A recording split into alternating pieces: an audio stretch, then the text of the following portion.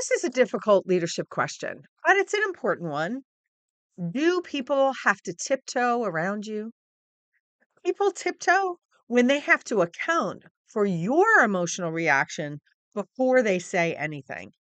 Now, sometimes that happens because they don't know how you're going to respond. Other times it happens because they already know, they can anticipate your response. If they anticipate your impatience, visible frustration, annoyance, dismissal, or tension of any kind, they begin adjusting their behavior. They choose their words more carefully. They delay bringing you information or concerns.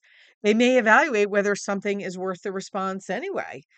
Over time, they start filtering themselves before they ever say a word.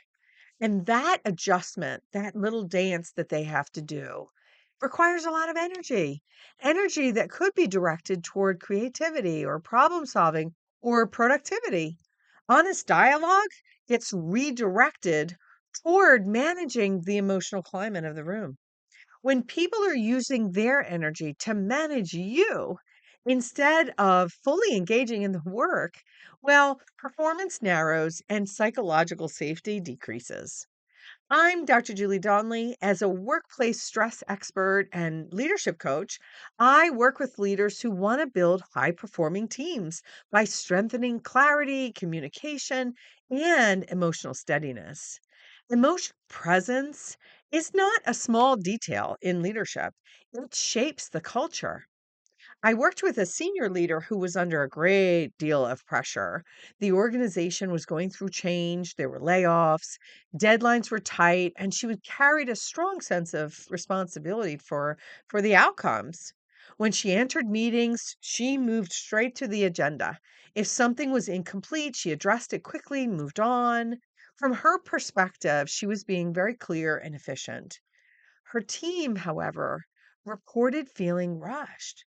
They interpreted her intensity as dissatisfaction. There was a lot of feeling going on with all the changes, and she wasn't addressing any of that human side of leadership.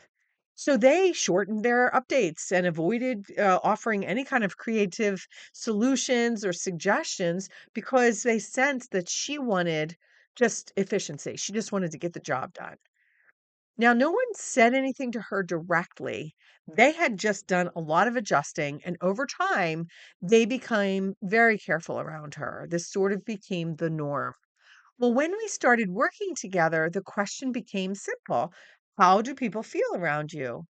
And she had to think about that and explore that and pay attention to that.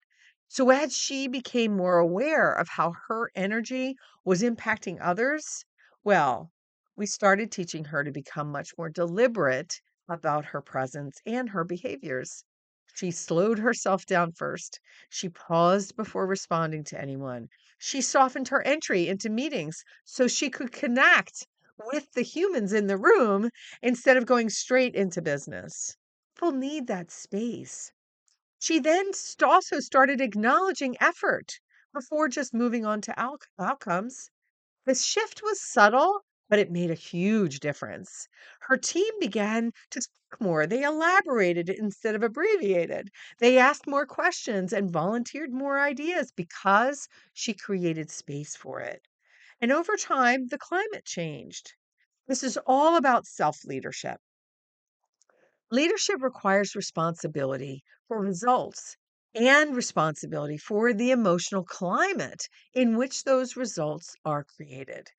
You will feel stress. You will feel the urgency and frustration at times. That's part of the role, it's part of doing the work. The question is whether those emotions are expressed in a way that builds clarity and confidence. Calm leadership is intentional leadership. It means being aware of how you land on others and choosing your response accordingly. So take a moment to reflect when you walk into the room, how do people feel? Do they feel steady? Do they feel respected? Do they feel open to fully contribute? Or do they become smaller and more careful, invisible even? That awareness is where calm begins. And calm is what allows you to lead with clarity and confidence.